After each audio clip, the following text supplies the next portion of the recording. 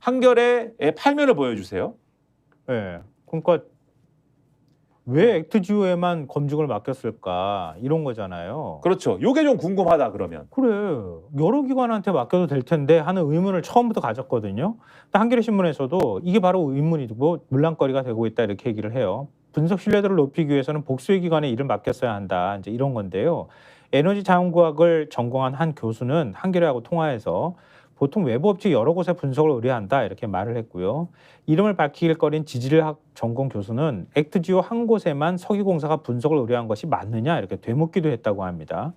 그러니까 해저 지질과 자원 탐사 전문 국책 연구기관이 한국지질자원연구원이 있는데요. 이번 프로젝트에 참여하지 않았다고 합니다. 석유공사가 수집한 기초 데이터에 대한 분석은 물론이고 액트지오가 한 분석에 대한 검증 작업에도 참여하지 못했다고 하는데 이해가 좀 안 되는데 이름을 밝힐 꺼린 이 연구원의 관계자는 그동안 다양한 자원 탐사 프로젝트에 석유공사와 함께해왔다. 이번에는 정부 발표를 본 뒤에야 이런 프로젝트가 있는 걸 알게 됐다 이렇게 얘기를 했다고 합니다. 여기에 대해서 석유공사 쪽은 한 군데만 분석을 의뢰하는 경우도 있다. 이런 프로젝트의 경우엔 심해 전문 분석이 필요해 액트지오에 맡겼다. 이렇게 얘기를 하고 산업통상자원부 쪽도 심해 전문 분석기관이 많지 않다. 이렇게 얘기를 하고 있다고 합니다. 그리고 이 비토르 아브레우 박사에 대해서 아까 미국 태적학회의 뭐 학회장 뭐 이런 이력이 있다고 그랬잖아요. 네. 미국 태적학회 한국 앰베서더인 최경식 서울대 교수가 이렇게 얘기를 했대요. 아, 나 그 사람 안다. 아는데 아브레우 박사는 지질 탐사 분야의 석학은 아니지만 해당 분야에 경험이 많은 거는 사실이다. 요 정도로 얘기를 하고 있다. 요거를 참고로 말씀드리고 경향신문 기사를 보면은 요렇게 돼 있습니다. 액트지오 대표를 지내다 현재는 고문 역할을 담당하는 비토르 아브레우는 메이저사 출신은 맞지만 해당 업계에서 액트지오 자체의 인지도는 높지 않은 것으로 전해진다. 이렇게 돼 있어요. 그래서 조금 찜찜한 게 분명히 있다. 이거는. 그 사람한테 지나치게 의존한 측면이 있는 거잖아요. 그렇죠. 이런 의심이 드는 가운데 한국일보 8면 보여주세요. 8면. 네. 아무리 뭐 액트지오가 이상하고 아브레우 박사가 좀 그래도 대체적으로 이 업계나 전문가들이 수긍할 수 있는 내용이면 그렇죠. 그럼 뭐 문제는 없죠. 네. 이 기사에서 제목이 석유 매장 가능성만으로 대통령 직접 발표 이례적 이렇게 돼 있지 않습니까? 그럼 뭐 대통령 발표는 뭐 좀 저희가 다 말씀드렸던 어제도 거니까. 이례적이다라고 쭉 말씀드렸잖아요. 네. 근데 이 기사에서 좀 주목할 대목이 있어가지고 말씀드리려고 네. 하는 거죠. 아, 네. 저한테 질문하신 건가요? 깜짝 놀랐어요. 네, 혹시 뭐 주목할 부분이 뭐 있나요? 이 기사에? 아니요, 이제 액트지오에 대해서 계속 얘기가 나오고 또 액트지오에만 맡긴 부분에 대해서 얘기를 하고 있어요. 그러니까 지금 지난해 어쨌든 액트지오한테 맡겨가지고 140억 배럴의 탐사 자원량이 묻혀 있다는 결과가 나왔다고 정부가 설명하고 있잖아요. 근데 이거는 이런 분석이 실제 동해심에 대규모 가스전이 있다는 사실을 의미하는 것은 아니다라는 게 전문가들의 얘기라고 합니다. 동해심해 가스전을 분석한 액트지오사의 소유주이자 고문으로 있는 빅토르 아브레우 박사 또한 우리 국내 언론과의 인터뷰에서 아직 석유와 가스를 발견한 것은 아니다 라면서 올해 말에 심해의 시추공을 뚫어서 평가를 해봐야만 알 수 있다 이렇게 얘기를 했다고 합니다. 무엇보다도 시추를 통해 자원이 있는지 여부와 실제 매장량을 확인한 후 수익을 얻을 수 있는지 따져보는 과정을 거치는 게 중요한데요. 그 전까지는 무엇 하나 명확하지 않은 가능성의 영역이라 섣부른 기대나 판단은 금물이라고 하는 겁니다. 실제 액트지오사의 분석 이후 정부 및 석유공사가 국내외 전문가들에게 자문했을 때도 현재로선 정확한 매장 여부 및 매장량을 알 수 없다는 의견이 지배적이었던 것으로 파악됐다고 한국일보가 얘기를 하고 있습니다. 정부가 국내 전문가 자문가 단으로 구성한 회의에 참석한 한 관계자는 중립 의견을 내거나 정확한 매장량 등은 시추를 해봐야 알 수 있다는 입장을 제출한 것으로 알려졌다고 얘기를 하는 거예요. 근데 대통령이 갑자기 나서서 깜짝 발표를 해버린 거야. 그렇죠.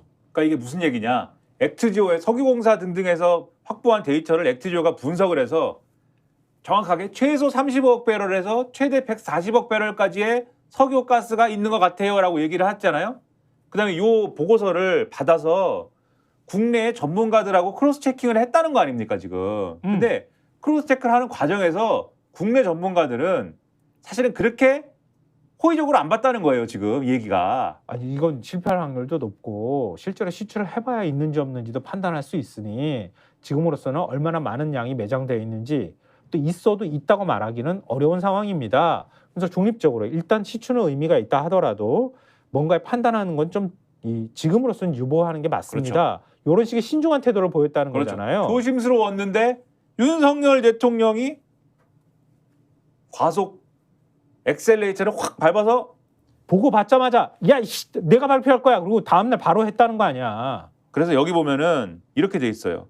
시추 작업이 지층을 뚫어 실제 원유나 가스가 존재하는지 여부를 확인하는 과정인 만큼 통상 대통령실까지 보고가 이루어지지 않는다는 게 업계 관계자들의 공통된 입장이다.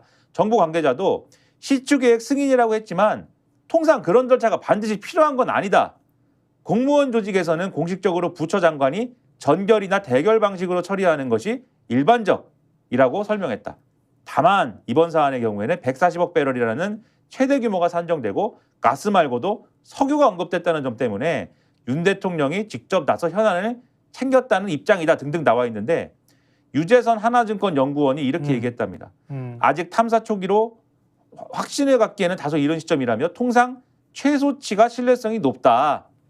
최소치는 얼마라고 그랬습니까? 35억 배럴. 그러니까 이게 너무 차이가 크기 때문에 첫날부터도 이상하다고 그랬어요. 그렇죠. 그래서 이런 분위기다. 국내 지질 탐사에 제일 노하우가 많은 지질 자원 연구소를 빼고 외국 기업한테 주고 갖고 온 것도 검토도 안 맡기고 그리고 전문가 자문단을 몇 명으로 구성했는지 모르지만 자문단을 구성을 해서 뭔가 회의를 했다는데 전문가들도 굉장히 신중한 입장을 보였는데 갑자기 어느 날 140억 배럴이 돼가지고 삼성전자 시총의 5배가 돼서 뻥 하고 나왔다는 거 아니에요. 그렇죠. 자, 왜 그랬을까의 의문이 있는 가운데 자, 한결의 사설을 보여주십시오. 네. 야, 이거 진짜 네, 서 있는 사람들 보게 생겼습니다. 진행자가 잘 못해서 그래 진행을. 그러게 말입니다. 사퇴해야 됩니다 지금. 네. 탐사 시추 승인 단계 대통령 직접 발표 정상 아니다 이렇게 돼 있는데 네. 어제부터 계속 드리는 말씀입니다만 맞아요. 사실은 조목조목 요 시비를 걸고 있어서 다시 한번 말씀드릴게요.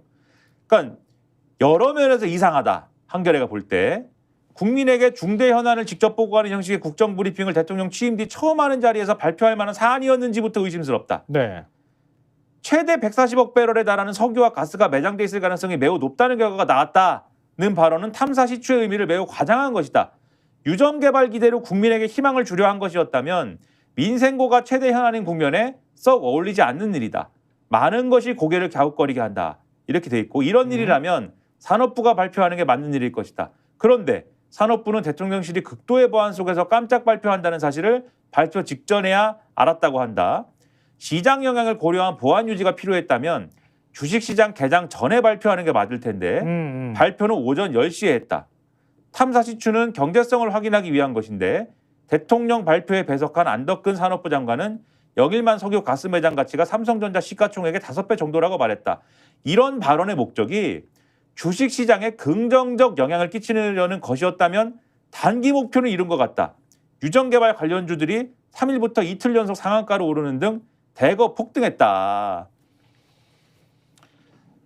시장에도 이렇게까지 영향을 미칠 만한 사안인데 이렇게 무모하게 이런 식으로 발표하는 거는 그냥 대통령, 그러니까 포퓰리스트야.